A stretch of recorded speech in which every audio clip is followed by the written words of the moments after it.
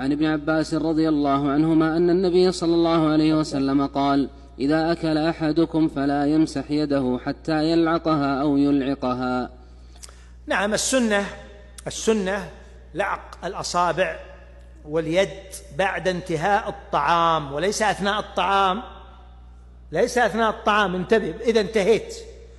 وإذا كان عندك ناس ما تعرفهم، بعدما تقوم قبل ما تغسل يديك، مو تجلس قدام الناس ما يعرفونك ولا تعرفهم. الناس يستكرهون هذا، وحتى لو قلت إنه سنة بيقول لا والله مي بسنة، هذا والله من بدعك. ما الناس يعني حدثوا الناس بما يقبلونه وبما يعرفونه. فينبغي على طالب العلم أن يفقه مثل هذه المسائل، خاصة الناس اليوم يكثر عندهم الجهل يعني، فلذلك يعني لا تفعل. لكن إذا كان عيالك وزوجتك لا بأس. وهكذا قوله صلى الله عليه وسلم أو يلعقها يعني يعطيها زوجته، مش أي زوجة، التي تحبه ويحبها. أما زوجته ما تدانيه ولا يدانيها، يعني يمكن يعطيه إياه ثم تقي. فانتبهوا، يعني لابد أن تفقهوا هذه المسائل. فإذا كان زوجتك بينك وبينها حب ومودة ولطف، يعني خذ صيبعاتها والحسها، لا بأس بعد الأكل، زين. ثم إذا لعقت أصابعها قل العق يصبعي. بعض الحريم بتقول لا، قل خلاص مو هي مشكلة، يعني مو بلازم هي تلعق أصبعك أيضا. فالمقصود لا بد من فقه هذه المسألة حتى لا الإنسان يقع في مشكلة، مثل اللي يطبق حديث النبي صلى الله عليه وسلم قال: فإن أبت نضح في وجهها الماء. ما يصلح تنضح في وجه زوجتك الماء إلا إذا كان بينكم مودة وهي راغبة في قيام الليل وعندها. أما بينكم مشاكل، قوم تنوقعده وتقومها تصلي تالي الليل بعد ما صلاة الفجر، ثم تنضح في وجه الماء، تقوم تلعنك وتلعن والديك وتطلب الطلاق.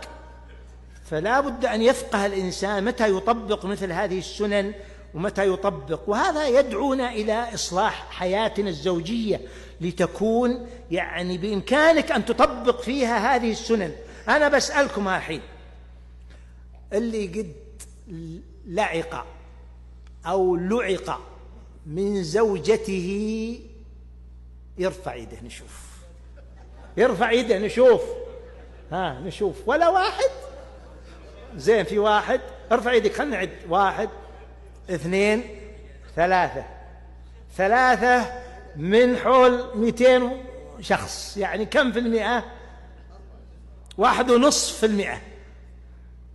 4 2%. ما الخجل ما يصلح في هالأبواب دي. أنت الحين أنت عندك خجل، خلنا منهم، دعنا منهم. ارفع يدك خلنا نشوف.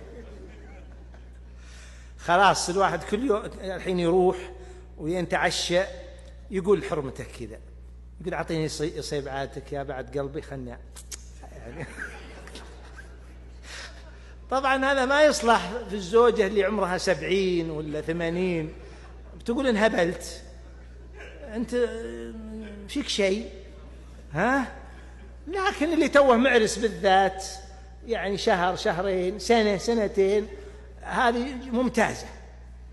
اللي له 10 سنوات يمكن، اللي فوق 25 يطلب العافية أحسن له. نعم، ماشي.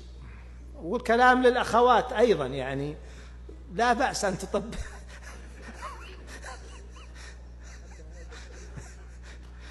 أنا بسأل الخوات، ما حد رافع يده الظاهر من هنا أبد، ما أظن إلا والله بعض يمكن يعني ما نشوف. على كل حال، طيب، هذا طبعا هذا يعتبر حاجة جيدة يعني، ولذلك الرسول صلى الله عليه وسلم أمر بها.